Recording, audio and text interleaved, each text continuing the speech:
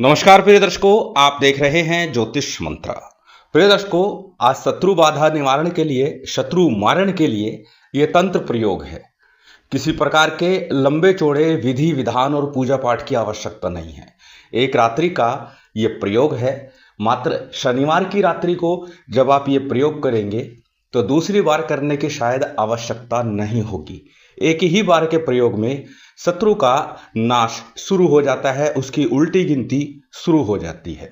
परंतु जब जब शत्रु मर्दन की बात करता हूं, शत्रु के नाश की बात करता हूं, तो एक बात हमेशा बोलता हूं कि छोटी छोटी बातों को लेकर जो हमारे बीच आए दिन कहीं ना कहीं घर परिवार समाज में झगड़े होते हैं, फसाद होते हैं, या फिर एक दूसरे पर तानाकसी कर देते हैं, उसके कारण इस प्रकार के घातक प्रयोग कदाचित नहीं करने चाहिए, क्योंकि बाद में पछताने के अलावा कुछ भी शेष नहीं रहता। ये तब के लिए है जब कोई व्यक्ति आपकी जान का दुश्मन बन गया है, आपके मान सम्मान को समाज में बिल्कुल ही खत्म कर दिया है, या फिर आपके घर परिवार और व्यापार को खत्म करता जा रहा है।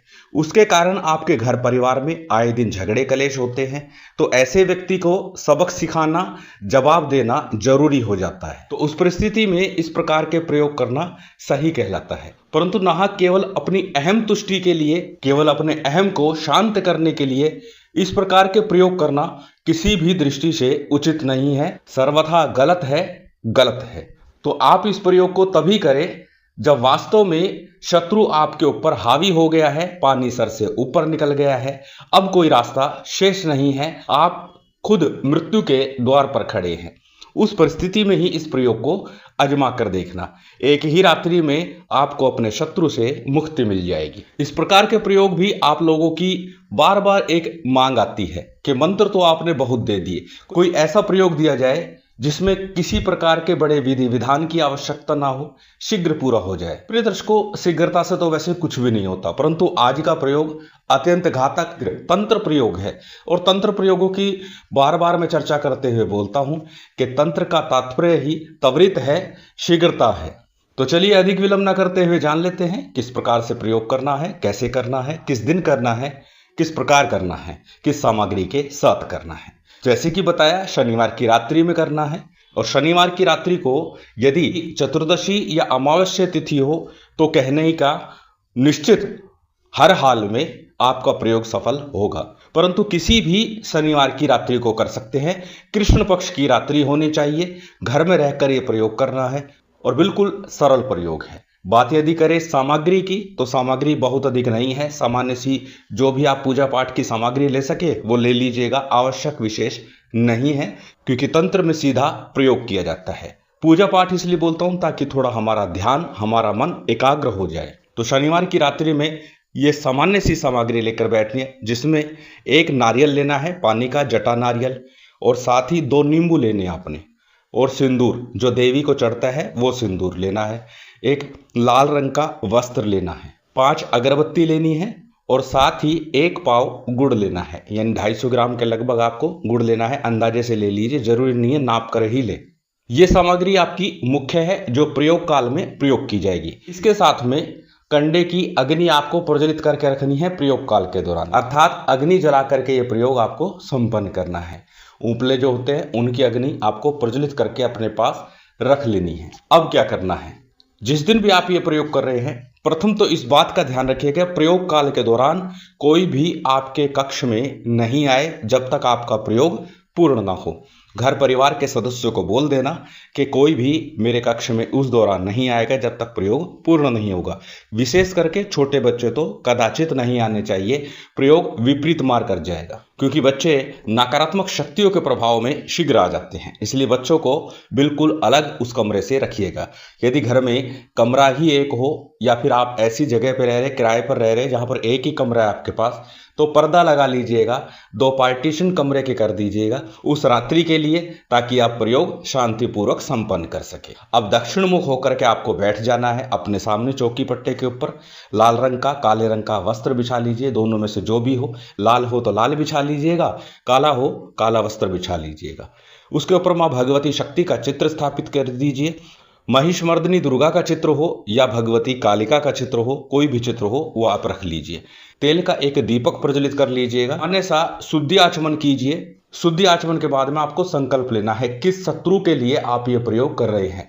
सबसे पहले संकल्प में अपना नाम बोलिएगा, गोत्र बोलिएगा, उस दिन का तिथि वार नक्षत्र बोलिएगा, फिर उस शत्रु का नाम बोलिएगा कि आपका ये शत्रु है, आप इससे परेशान हैं, इसके नाश के लिए आप ये प्रयोग कर रहे हैं। अब नाश में चाहे आप मारण बोले, चाहे उससे दूर जाने के लिए बोले, जो भी आप संकल्प में बोलेंगे उसकी वह गति शुरू हो जाएगी। संकल्प के उपरांत संकल्प के लिए लिया गया अक्षत पुष्प जल मां भगवती शक्ति के श्री चरणों में छोड़ दीजिए। इसके बाद सामान्य सा पंचोपचार रीति से पंचदेवों का, गणपति का, गुरु का, कुलदेव, पितृदेव, स्थान देव, इन पंचदेवों का पूजन कर लीजिए। जितना आपको आता है, जैसा आता है उतना पूजन संपन्न कर लीजिए, क्योंकि मूल है प्रयोग। पंचदेवों के पूजन के साथ ही मां भगवती शक्ति का, शिव का और भैरव का पूजन संपन्न कर लीजिए। जब आपका पूजन विधान संपन्न हो जाए, उसके बाद रक्षा मंत्र से अपने चारों तरफ एक रक्षा घेरा खींच लीजिएगा। रक्षा घेरा खींचने के बाद 11 बार गणेश मंत्र का उच्चारण कीजिए और उसके बाद एक माला गुरु मंत्र का जप कीजिए। यदि गुरु नहीं है, गुरु दीक्षा नहीं ले रखी,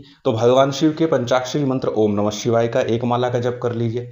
जब आपका गणेश मंत्र, गुरु मंत्र संपन्न हो जाए, उसके बाद में प्रयोग आरंभ होता है। आपका करना यह है, अग्नि आपके सामने जलती रहनी चाहिए और इस मंत्र का क्रोध मुद्रा में अपने शत्रु का ध्यान करते हुए इस मंत्र का आपको एक माला का जप करना है। मात्र एक माला पर्याप्त है। जब आप जप करें, उस दौरान चौकी पट्टे के ऊपर ही जो लाल वस्त्र लिया है आपने, उसके ऊपर नारियल रखिएगा, नींबू रखिएगा और जो भी सामग्री ली है, गुड़ वगैरह, वो सारी उसके ऊपर रख दीजिएगा और फिर अपना जप आरंभ कीजिएगा। मंत्र अत्यंत सरल है, साबर मंत्र है। मंत्र आपकी स्क्रीन पर है, स्क्रीनशॉट ले लीजिए, किसी कॉपी नोटबुक में नोट कर लीजिए।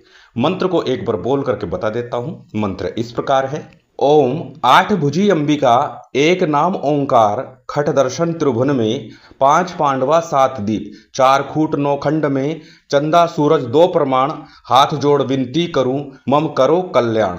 अत्यंत सरल मंत्र है, लेकिन इसके प्रयोग अनेकों अनेक हैं।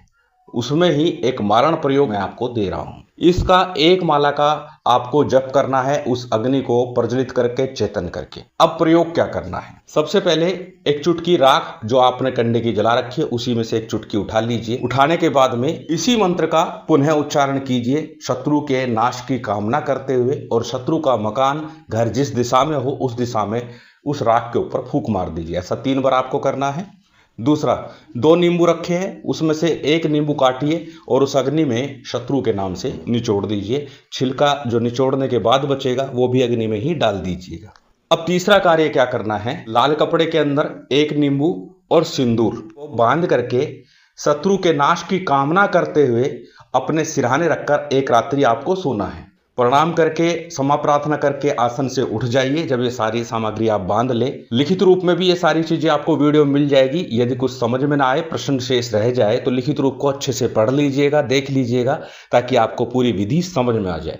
प्रातःकाल 3 बजे से 4 बजे के बीच में जो सिरहाने आपने नींबू और सिंदूर रखा हुआ है, वो शत्रु के घर में डाल करके आना है। अब खुद डाल के आइए, किसी से डलवा दीजिए, कैसी भी व्यवस्था बिठाइए, लेकिन ये घर में नहीं रखना है।